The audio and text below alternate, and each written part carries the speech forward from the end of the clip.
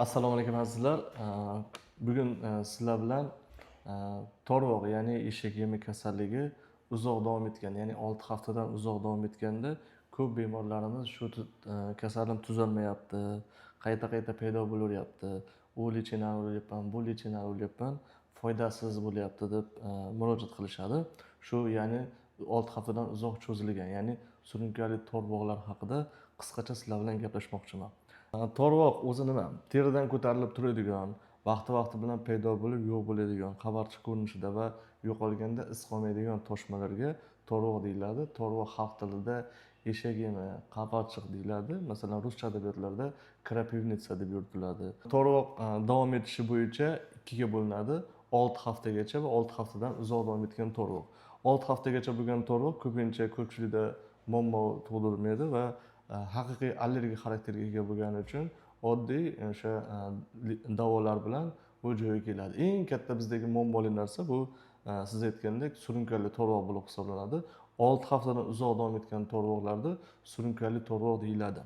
Endi bu vaziyatlarda spontan deyiladi, ya'ni to'rvoq vaqti bilan boshlanib yo'q bo'ladi, vaqti bilan boshlanib yo'q bo'ladi. Shu holatda surunkali to'rvoq deyiladi. Surunkali to'rvoq odatda inson hayotiga xavf tug'dirmaydi. Inson hayotiga xavf tug'dirishi bo'yicha xavfli holat bu o'tkir to'rvoq hisoblanadi. Surunkali to'rvoq bilan juda ko'pchilik bezovta qiladi, chunki bezovta bo'lishining asosiy sababi to'satdan paydo bo'ladi. Nimaga paydo bo'lganini ham bilmaydi. U doktorga boradi, bu doktorga boradi. Sizniki sabab u ekan deydi, ichagingizdan ekan deydi, infeksiya tufayli deydi, virus ekan deydi. Lekin oxirgi sababini topolmasdan ko'pchilik qiynalib yuguradi. To'rvoqda sirli kasallik deb ham yuritiladi. Sirli deyilishining asosiy sababi ham surunkali to'rvoq 70% holatda aniq sababni topib bo'lmas ekan. Shuning uchun buni ko'pincha sirli kasallik deb ham yuritiladi. Bizda sirli kasallik degan termin nisbatan kamroq qo'llaniladi. Ko'proq chet tili adabiyotlarida shunaqa sirli kasallik degan terminlar bor. Bu teridagi paydo bo'ladigan toshmalar, ya'ni qavarchiqlar xarakterli tomoni qizg'ish pushti ko'rinishda bo'ladi. Teri yuzasidan ko'tarilib turadi va ma'lum muddat 1 soatdan 24 soatgacha turib, yana qaytib yo'qolib qoladi. Ko'p mana to'rvoqda asosiy xarakterli belgilardan bittasi ham o'zi to'rvoq tuzalyapti turganda, yo'qolyapti turganda terida iz qolmaydi. Iz qolmasligining asosiy sababi to'rvoq immunologik xarakterga ega bo'lgan, ma'lum bir xarakterga ega bo'lgan kasallik. Ma'lum bir teri yuzasidagi yoki mana shu teri uchastkasidagi teri to'qimalarini zararlanishi emas. Mana bu bazofillar deyiladi, to'rvoq keltirib chiqaradigan hujayralar. Bazofillar ma'lum bir agent ta'sirida haligi qobig'i yoriladi, undan gistamin chiqadi. Gistamin chiqqan vaqtda shu gistamin ta'sirida mana shu yerda shish, og'riq, qizarish yoki qichish shakllanadi. Gistamin ma'lum vaqtda parchalanib ketadi. Parchalanib ketgandan keyin gistamin bilan birga u paydo qilgan mana bu simptomlar ham yo'qoladi. Shuning uchun issi yo'qoladi. To'rvoq bilan og'riydigan bemorlarning ko'plari qichishish yoki tananing har xil joyida ko'chib yuradigan toshmalardan shikoyat qilishadi. Ba'zilari faqat yuz qovoqlarim, lablarim ishyapti deyishadi. Bu organizmda individual xususiyati bo'lib, 50% holatda ham yuz qovoqdagi shishlar, ham teridagi toshmalar birga keladi. 10% holatda faqat yuz qovoqlaridagi shishlar kuzatiladi. Qolgan vaziyatlarda asosan teridagi to'rvoq ko'rinishidagi toshmalar kuzatiladi. Aniq bir shunaqa sabab tufayli shunday bo'ladi degan xulosa qilinmagan. To'rvoq aynan stress vaqtida yoki kechqurun ko'payishining asosiy sababi kechqurun organizmda gistamin ko'p ishlab chiqariladi va gistaminni mana bu semiz hujayralaridan chiqishi fiziologiya bo'yicha ham ko'p bo'lar ekan. Bundan tashqari yana kechqurun bo'lishining asosiy sababi simpatik nerv tizimasidan ko'ra parasimpatik nerv tizimasi aktivlashadi. Ya'ni mana bu shu holat ham to'rvoqda ko'proq tunda bezovta qilishiga sabab bo'ladi. Yana mana bu nerv tizimining ta'siri bu to'rvoqda ajralib chiqqan mana shu uchastkadagi masalan to'rvoq chiqishidan oldin ajralib chiqqan to'rvoq chiqishiga sabab bo'ladigan gistaminlar nerv uchlarini zararlaydi, ta'sirlantiradi. Odam asabiylashganda ham xuddi shu nerv uchlar ta'sirlanadi va atrof to'qimadagi semiz hujayralarda mana bu gistamin ajralib chiqishiga sabab, gistamin ajratishga turtki beradi. Bu narsa albatta asabiylashgan paytda to'rvoq kelib chiqishiga sabab bo'ladi. Autoimmun to'rvoq bu shunaqaki, mana surunkali to'rvoqlarning 40-45% autoimmun xarakterga ega. Autoimmun nima degani? Organizm immun hujayralari o'zidagi oqsillarga nisbatan mana bu antitela sintez qilib qo'yadi. Ya'ni organizm o'zidagi oqsillarga qarshi kurashadi. Mana shu kurash to'rvoqqa sabab bo'ladi. Endi bunda asosiy zararlanadigan joylar ko'pincha qalqonsimon bez, autoimmun tiroidit deydi yoki qalqonsimon bezdagi tiroperoksidaz oqsili bor. Unga nisbatan antitela sintezlanib qolishi ham ko'pincha surunkali to'rvoq keltirib chiqaradi. Yoki eritrositlarning ustidagi mana bu qobig'idagi maxsus fermentlar bor. Ularga nisbatan organizmda antitela sintezlanib qolishi ham to'rvoq paydo qiladi. Bundan tashqari organizmda immunoglobulin E yoki immunoglobulin E'ni retseptorlariga qarshi ham antitela sintezlanib qoladi. Bu ham autoimmun to'rvoq keltirib chiqaradi. Ya'ni autoimmun o'ziga o'zi allergiya tufayli, o'ziga o'zi qarshi kurashganligi tufayli paydo bo'ladigan to'rvoq. 45% holatda surunkali to'rvoqning sababchisi autoimmun xarakterga ega bo'ladi. Surunkali to'rvoq yuqorida aytib o'tganimizdek 70% holatda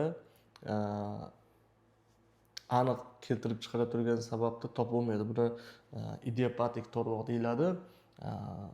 Kimdir undoq deydi, kimdir bundoq deydi, lekin haligacha to'shni sababini topolmaydi. Hozirgi fanga ma'lum bo'lgan to'rvoqni keltirib chiqaradigan 1000 ga yaqin sabablar bor.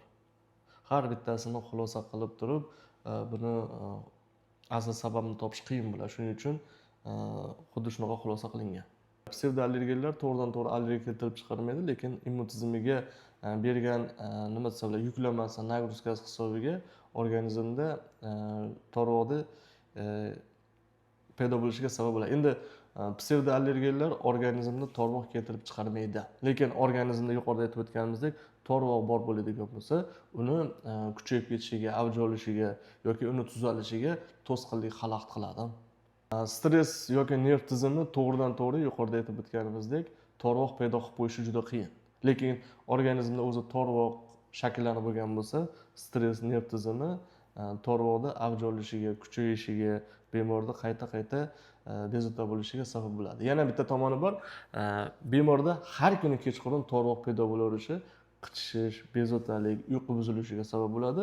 Bu omil ham bemorda ko'proq stressga, asabiylashishga, nevrozlarga sabab bo'ladi. Infeksiyalar surunkali to'rvoqni boshlab berishi mumkin. 50% holatda deydi bolalarda.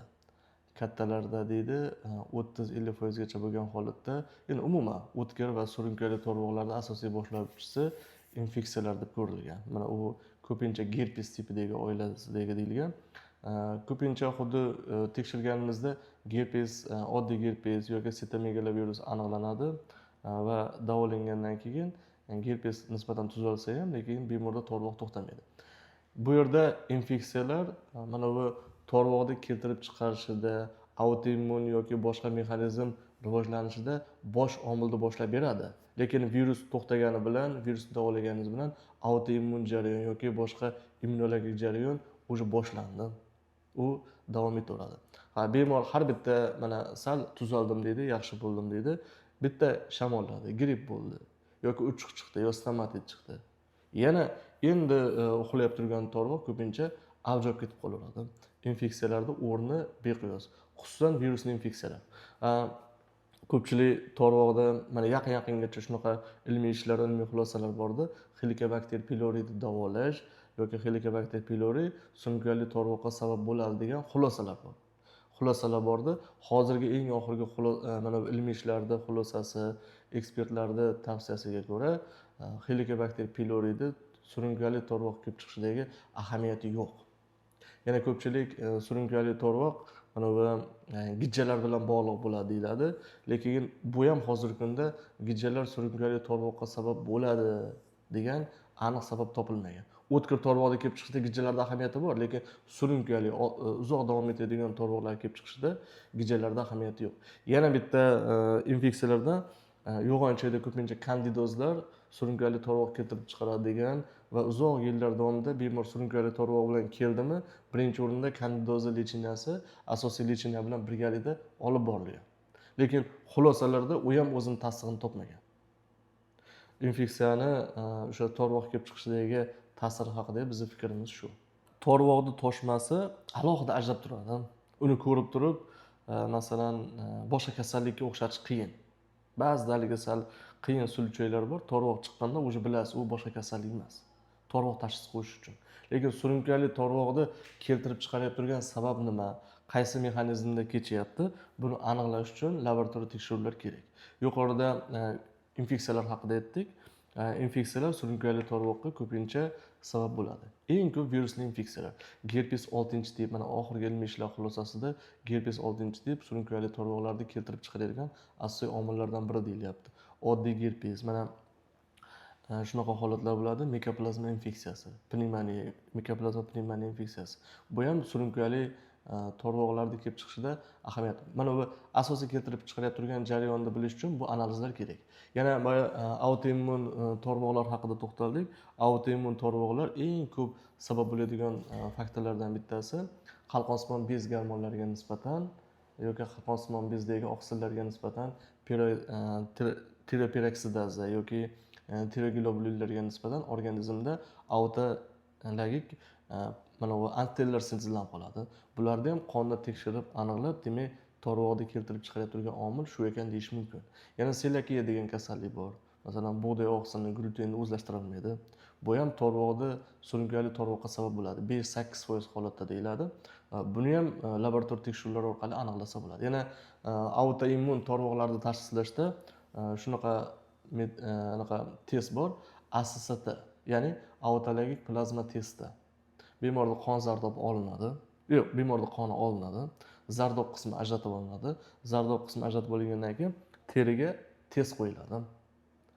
Oddiy suyuqlik, fizrasi bor, gistamin va odamning o'zini plazmasi. Kichkina 50 mikrogram deyiladi.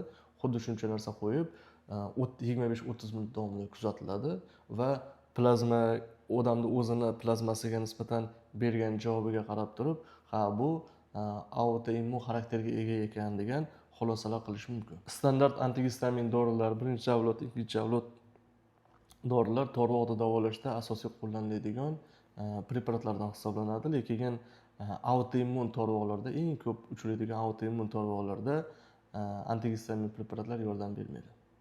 Mana bemor laratal ichyapman deydi.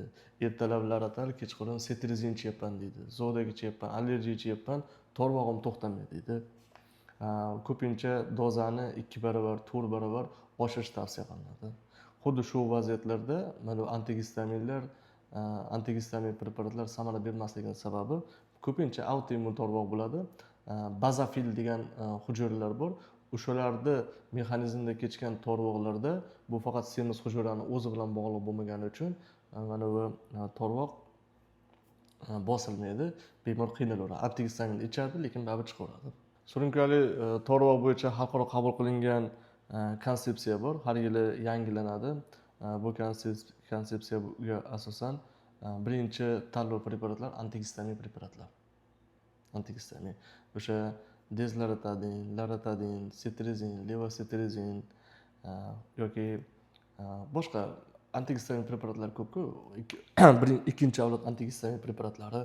Mana shu preparatlar bilan surunkali to'rvoqni asosiy keltirib chiqarib turgan shu preparatlar bilan surunkali to'rvoqni paydo bo'lishiga bosishga harakat qiladi. Bular simptomatik davo hisoblanadi. Yuqorida aytib o'tganimizdek, keltirib chiqarib turgan mana bu asosiy sabablarni bilish kerak. Shu davo chora tadbirlari hamma narsa o'tkazilgan vaqtda ham yordam bermasa, ko'pincha monoklonal antitanalarga qo'llaniladi. Monoklonal antitanalar bu organizmda biologik yo'l bilan olingan, organizmga kiritish orqali mana bu semiz hujayralarni aktivligini bosadigan, organizmdagi ma'lum bir retseptorlarni o'zi bilan bog'lab oladigan preparatlar hisoblanadi. To'rvoqda eng ko'p qo'llaniladigan preparatlar bular omalizumab hisoblanadi. Omalizumab hozirgi kunda to'rvoqni davosidagi asosiy biologik preparat bo'lib qoladi. 80% klinik tekshiruvlarga ko'ra 80% holatda surunkali to'rvoqda yaxshi remissiya bergan omalizumab. 80-85% holatda. Endi shunday vaziyatlar bor. Omalizumab qilinadi, lekin bemor tuzalmaydi. Bunaqa vaqtda yana ham chuqurroq rejimga o'tiladi yoki gormonlarni har kuni ichish kerak. Bu yaxshi metod emas, chunki to'rvoq juda xavfli kasallik emas, lekin doim uni bosaman deb gormon ichib yurish organizmda boshqa sistemalarda buzilishni keltirib chiqaradi. Bunaqa vaziyatda bemorda umumiy holatdan kelib chiqib, klinik laborator mana fermentlarini xulosasiga ko'ra siklosporin kabi preparatlar qo'llaniladi. Bu preparatlar o'sha to'rvoqni davolashdagi eng oxirgi tanlov preparatlari bo'lib hisoblanadi. To'rvoq bilan qiynalayotib turgan bemorlarga shuni tavsiya qilgan bo'lardikki, birinchi o'rinda to'g'ri hayot tarzi. To'g'ri hayot tarzi yurish, turish va ovqatlanish. Masalan, oxirgi klinik tekshiruvlarda mana bu ovqat moddalarini surunkali to'rvoqqa, ya'ni surunkali eshak yemiga sabab bo'lishi 1% holatda tashkil qilgan. 1% holat. Qolgan holatlarda ovqat moddalariga bog'liq bo'lmagan. Yana shunaqa vaziyatlar bor. Mana ko'pchilik oshqozon ichakni davolaydi. Surunkali to'rvoqda asosiy kelib chiqadigan omili oshqozon ichak deyiladi, lekin oshqozon ichakni davolavergan bilan, tozalavergan bilan foyda bermaydi. Statistika bo'yicha 70-80% bemorda oshqozon ichak kasalligi bilan birgalikda surunkali to'rvoq birga keladi. Lekin surunkali to'rvog'i bor odamda oshqozon ichagini davolaganda to'rvoq tuzalmagan. Va xulosalar shunaqa qilindiki, 1% gacha holatda surunkali to'rvoqni keltirib chiqarib turgan sabab oshqozon ichak. Kimdadir kalit, kimdadir o't dimlanishi, kimdadir gastrit yoki boshqa oshqozon ichidagi kasallik 1% holatda to'g'ridan-to'g'ri boshqa sabablar to'g'ridan-to'g'ri surunkali to'rvoqni keltirib chiqaradi deb xulosa qilingan. Bu haqida ilmiy ishlar yana davom etyapti. Yana yangiliklar bo'lsa, inshaalloh aytib o'tamiz. Surunkali to'rvog'i bor odamlarga ovqat ratsionida tarkibida shakari yoki sun'iy mahsulot, konsentratlar saqlaydigan ovqat mahsulotlarini qat'iy ratsiondan chiqarish kerak. Bular to'g'ridan-to'g'ri to'rvoq keltirib chiqarmasa ham immun tizimiga kuchli yuklama berganligi uchun to'rvoqni ketishini og'irlashtiradi. Davosida qo'shimcha qiladigan narsalarimiz vitamin D preparatlarini doim ichib yurish kerak. Ko'pchilik 2000-5000 dozada mana vitamin D ni ichib yuramiz, baribir to'rvoq toshyapti, boshqa deyiladi. Shunaqa ilmiy ishlar ham bor ekan. Vitamin D ni dozasini, qondagi dozasini 75-80 dan yuqoriga ko'tarib yurganda surunkali to'rvoq asta-sekin bosilib ketgan holatlar bor. Yana tavsiya qilishimiz mumkin bo'lgan tavsiyalardan mana vitamin omega 3 preparatlari. Omega 3 ni kuniga 2000-3000 mg dan ichib yurish ham organizmda surunkali yallig'lanish pasaygani hisobiga omega 3 organizmda surunkali yallig'lanishlarda bosadigan ta'siri bor. Shu orqali semiz hujayralarning faoliyati yaxshilanishi va to'rvoqdagi ijobiy dinamika bo'lgan. Masalan, kuniga bitta laratali ichadigan bemorlar omega 3 ichib yurish orqali 2-3 kunda bir ichadigan yoki kuniga yarimta ichadigan holatga o'tgan. Yana yaxshi tavsiya beradigan narsalar organizmda surunkali infeksiya o'choqlari, xususan virusli kasalliklar bormi, yo'qmi? Ularni xulosa qilib, ularni ham davolab o'tish tavsiya qilinadi. Haftada bir marta, 2 marta ochlik rejimi, ro'za tutib yurishlar ham surunkali to'rvoqlarda ijobiy samara berishi ko'rilgan. Bu ilmiy ishlarning xulosasiga ko'ra. Endi yuqorida aytib o'tganimizdek, surunkali to'rvoq asl keltirib chiqaradigan sababini topish juda murakkab kasallik bo'lgani uchun har bitta bemorni davolashda o'zini holatidan kelib chiqib xulosa qilinadigan kasallik. O'zida surunkali to'rvoq bilan og'riyib turgan bemorlar kommentariyalarda o'zlaringizning izohlaringizni, takliflaringizni qoldirsalaring, imkon qadar keyingi videolarda shu haqida video qilishga harakat qilamiz, shu savollar haqida. Faqat to'rvoq emas, mana kuzatuvchilarimiz u astmami, atopik dermatitmi yoki dori allergiyasimi yoki boshqa qanaqadir allergik kasalliklarimi o'zlarini qiziqtirgan savollarni qoldirsalar, savollarga javob berishga yoki keyingi videolarimizni shu yo'nalishda qilishga harakat qilamiz. Hammaga e'tibor uchun rahmat.